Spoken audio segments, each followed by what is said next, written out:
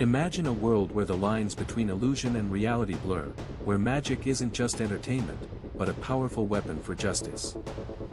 What if the greatest showman of our time, the legendary Horsemen, were not just a quartet, but a growing network, an eye observing everything, ready to strike when you least expect it? Tonight, we dive into the latest chapter of their saga, a high-stakes game of deception, family secrets, and a diamond worth more than just money. Welcome back, cinematic explorers, to a deep dive into the mind-bending world of Now You See Me 3. Get ready to unravel every intricate layer, every hidden detail, and every twist that left audiences gasping. Let's pull back the curtain on this spectacular illusion and explore the full story, scene by scene. The film opens with a dazzling street performance in New York City, where three ambitious young magicians, Bosco, June, and Charlie, are impersonating the legendary Four Horsemen. Their target is Brett Finnegan, a notoriously greedy crypto broker. Bosco, posing as Merritt McKinney, reads Finnegan's mind, exposing his offshore accounts and revealing how he stole from New York's employee pension fund. Jack, in a dazzling display of sleight of hand, takes physical possession of Finnegan's valuable items, redistributing them to the cheering crowd. June, impersonating Henley Reeves, executes a gravity-defying escape, solidifying their performance as a stunning success. They then reveal that 12 unique words on cards given to the audience form a password, unlocking Finnegan's stolen millions, now fairly redistributed into new crypto wallets. The crowd erupts in joy and disbelief, while Finnegan is left furious and exposed. The trio makes a swift exit, leaving chaos and redistributed wealth in their wake. Later, in their secret high-tech apartment, the three celebrate their successful heist. June playfully showcases her lock-picking skills, demonstrating her knack for getting into places nobody else can. Their apartment is a hidden marvel, a testament to their ingenuity and desire for anonymity. Suddenly, a chilling voice speaks from the shadows, "That guy is so screwed." J. Daniel Atlas, an original Horseman, appears, revealing he has found their secret hideout with surprising ease, much to their shock. Atlas points out that if he could find them so quickly, the police would have no trouble, hinting at the dangerous path they're on.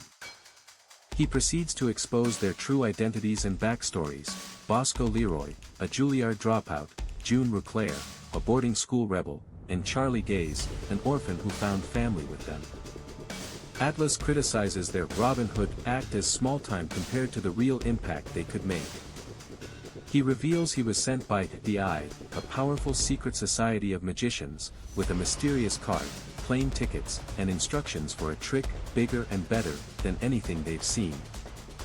Atlas dismisses the other original Horsemen as dead to him after a previous falling out, emphasizing that this mission specifically involves the three new recruits.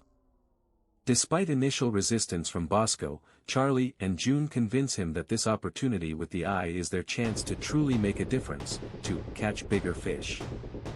Atlas gives them an ultimatum: are you in, or are you out? They choose to join him. The scene shifts to a lavish event hosted by Veronica Vanderberg, CEO of Vanderberg Mining Corporation, celebrating her new diamond mine, C3, also known as Amelie. She demonstrates her ruthless business acumen, asserting the family's power and dismissing board members' concerns about competition and pricing. Veronica uses a dramatic demonstration with a 55-carat diamond and William, a board member, to illustrate her philosophy: value is determined by the buyer's unique needs, not just market price. Atlas briefs the team on their target, the Heart Diamond, the foundation of Vanderberg Mining, hidden 70 stories underground in the Arabian Desert.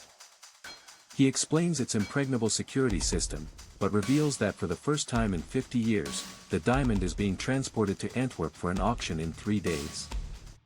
Atlas exposes Veronica's true business: laundering money for arms dealers and warlords, turning blood-soaked cash into clean, precious stones. He emphasizes that the Eye, the ones who sent the tarot card, are the only ones left who care about justice and want to drive a stake through the heart of the devil herself. Veronica prepares for the auction, focusing on her appearance and exclusivity, unaware of the impending chaos. She receives a mysterious, menacing phone call, threatening to expose her and revealing knowledge of a storage unit belonging to a boy who died 15 years ago.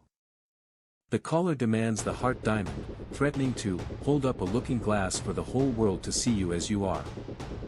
At the gala, James Wynne, Vanderbilt PR, intercepts renowned photographer Mark Schreiber, discreetly replacing Danny, the previous PR manager, and rerouting Schreiber's invitation.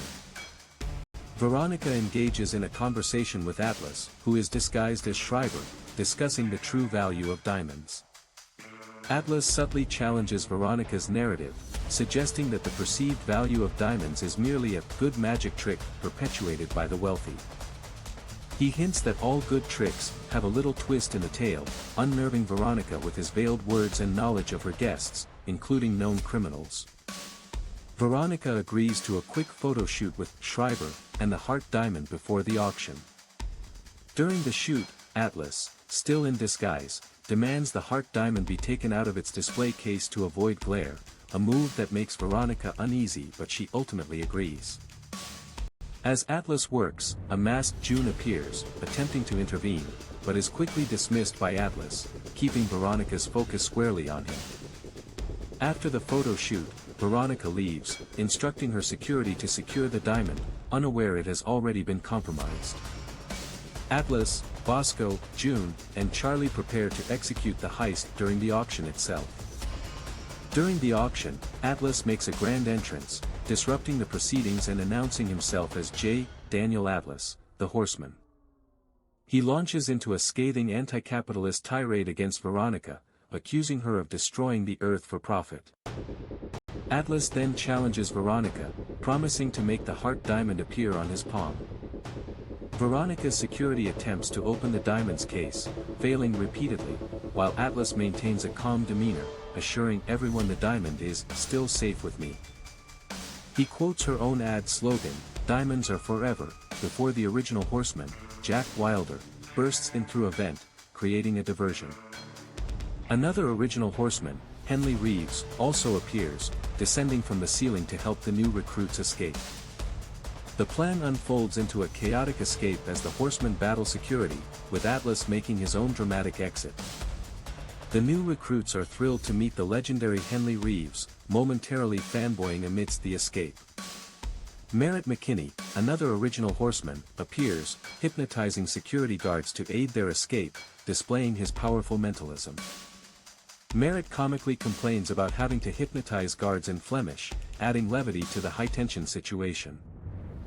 The horsemen realize the diamond was never truly stolen. Instead, Atlas performed a brilliant swap of the display cases. Veronica, seething with anger, vows revenge, determined to make the horsemen regret this.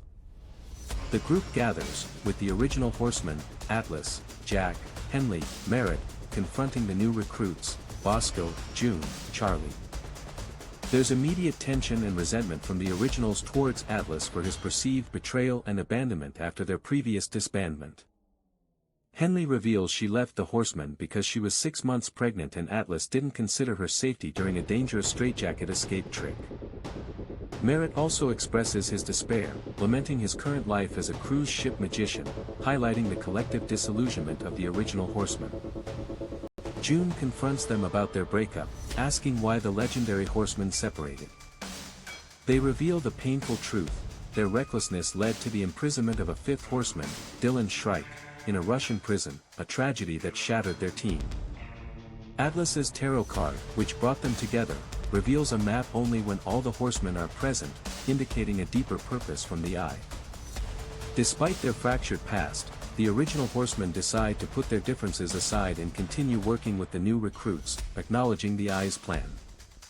The map leads them to Chateau Roussillon, a mysterious, ancient chateau with an unusually designed door that June quickly solves. June outsmarts Jack in lockpicking, impressing him with her innovative approach to the puzzle door. Inside, they find a treasure trove of magic relics: P.T. Selbit's coffin, Houdini's straitjacket, and other historical artifacts. A numerical code leads them to The Discovery of Witchcraft, the first book on stage magic, published in 1584, revealing a hidden passage. They find a floor plan of the chateau, but it's an illusion itself, with up is down and left is right. Thaddeus Bradley, the legendary debunker of magic, appears, having prepared the chateau for their arrival at the Eye's cryptic instruction. Thaddeus explains the chateau was a World War II Allied intelligence center, used by magicians like Jasper Maskelyne to create deceptions against the Nazis. He tells them the answer to the Eye's next move is hidden within the chateau. Veronica holds a press conference, vehemently denying money laundering allegations and publicly challenging the Horsemen, while privately ordering Interpol to find them. Charlie and June bond, as Charlie apologizes for calling the police on June's group, and June opens up about her preference for working behind the scenes. They discover an upside-down room, another illusion within the chateau, which June quickly deciphers, once again showcasing her unique talent. Charlie playfully teases June about being a control freak, a trait she acknowledges.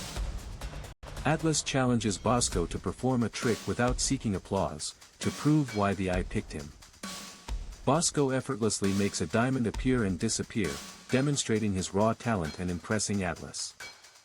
They engage in a friendly, competitive magic battle, showcasing their individual skills with cards and disappearing acts. The other Horsemen join in, performing various illusions, but Atlas ultimately outsmarts Bosco in a final mentalism challenge. June discovers a hidden panel, revealing a cache of documents, an encyclopedia of Nazi war criminals. They uncover Peter Vanderberg, Veronica's father, grew rich cleaning Nazi money after World War II, and Veronica continued this criminal enterprise. They also find evidence suggesting Veronica murdered her housekeeper and son 15 years ago by cutting their car's brakes, after her mother's suicide. The police raid the chateau, forcing the Horsemen to split up and find an escape route. Thaddeus creates a distraction, making himself disappear to help them escape. Thaddeus is shot by Veronica's men while guiding them to an escape route, and dies, urging them to stop Veronica Vanderberg, and to need each other. Atlas and Bosco escape, but June, Jack, and Merritt are captured. Bosco insists on breaking them out. Atlas initially resists a direct jailbreak, warning Bosco of the risks, but then suggests they need someone crazy enough to do it, subtly volunteering himself. Merritt, in custody, uses his mentalist skills to subtly interrogate Veronica, making her reveal details about her father's affair with the housekeeper, and hinting at her role in the car crash. Merritt pushes Veronica's buttons, using tells to expose her deep-seated issues and guilt, prompting her to walk away in anger. June takes advantage of the distraction and escapes from her cell. Lula May, another original Horseman, reappears, revealing she was also contacted by the Eye and has secured a getaway car for the jailbreak. Lula, Jack, and June escape in a police car, but Merritt is recaptured by Veronica's forces. The Horsemen regroup, realizing they need to rescue Merritt and complete their mission to expose Veronica. Charlie reveals that Veronica will be at a motorsports event in Abu Dhabi, presenting an opportunity to confront her. Atlas initially wants to simply swap the diamond for Merritt, but the new recruits, especially Charlie, push for full exposure of Veronica, fulfilling Thaddeus's last wish. Charlie inspires Atlas, reminding him of the Horsemen's original purpose, to make the world less corrupt. The team plans a complex, high-stakes final trick in Abu Dhabi, involving multiple moving parts and zero margin for error. In Abu Dhabi, the Horsemen perform a public show, announcing their return and their intention to give the Heart Diamond back to its rightful owner, the public. Veronica arrives at the show, offering to exchange Merritt for the Heart Diamond, outside, with not the first hint of magic. At the motorsports track, the new recruits create diversions, disguised as media personnel, to facilitate the plan. They maneuver past security to plant devices on Veronica's new, high-tech race car, which is crucial for the grand finale. Veronica exchanges Merritt for what she believes is the Heart Diamond, but it's another illusion, allowing Merritt to rejoin the team. Atlas, driving Veronica's car, now revealed as a prop, creates a massive distraction, fleeing from security in a high-speed chase. The Horsemen, including Merritt, fall through a trapdoor into a hidden chamber, a plexiglass coffin rapidly filling with sand, Veronica's ultimate trap. Veronica reveals her plan, to bury them alive, making it appear they died in a failed escape act, retrieving her diamond and eliminating her enemies. Trapped, the horsemen realize their grim situation, with no apparent way out as the sand rises. Amidst despair, Atlas apologizes to Henley for his past actions, showing a rare moment of vulnerability. Henley remembers an old magic trick, Bill Shirk's Buried Alive act, where wet sand broke the plexiglass coffin. They realize they can break a water pipe in the chamber, making the sand wet and heavy enough to shatter the plexiglass and escape. With collective effort, they break the pipe, and the water-soaked sand cracks the glass, allowing them to break free just in time. Charlie confronts Veronica in the Vanderburg vault, where she believes the real heart diamond is hidden. Charlie reveals his true identity. He is Peter Vanderburg's illegitimate son, Veronica's half-brother, who survived the car crash 15 years ago.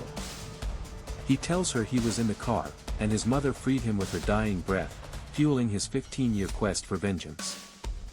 Charlie performs a bullet catch trick, seemingly killing Veronica, but it's an illusion, part of the grander scheme. The horsemen, Atlas, Henley, Jack, Merritt, Lula, and the new recruits, Bosco, June, Charlie, make a final appearance, revealing their master plan.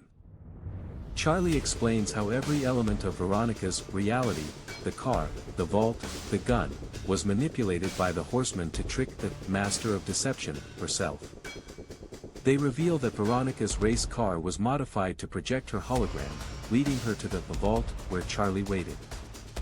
The grand finale, the horsemen expose the real Veronica Vanderburg and her family's decades of criminal activities to the world. Charlie announces that he will gift all Vanderburg assets, including the Heart Diamond, to the South African communities from which they were exploited. The horsemen conclude their show, reminding the audience to make your own magic. After the triumphant reveal, the horsemen celebrate their success. Atlas gives his old tarot card to Charlie as a keepsake. June, Bosco, and Charlie discuss forming their own magic group, perhaps the Horsewomen. Atlas and Henley share a tender, unresolved moment, hinting at their complex relationship. The team shares heartfelt goodbyes, acknowledging the bond forged through their perilous journey. A mysterious package arrives at their secret location, containing the unique puzzle piece from the Chateau d'Or. Dylan Shrike, the presumed imprisoned horseman, appears, revealing he orchestrated the entire mission, including his own imprisonment, as a long-term deception. Dylan welcomes the new recruits to the Eye, informing the original horsemen that their work is far from over. And that, cinematic adventurers, is the mind-bending, reality-defying journey of Now You See Me 3. Did you predict all the twists, or were you, like us, completely captivated by their illusions? If you enjoyed this recap, please hit that like button, share it with your friends, and subscribe for more magical movie explanations. Let me know your favorite trick or the biggest reveal that stunned you in the comments below. Until next time, keep your eyes open, because the more you think you see, the easier it will be to fool you.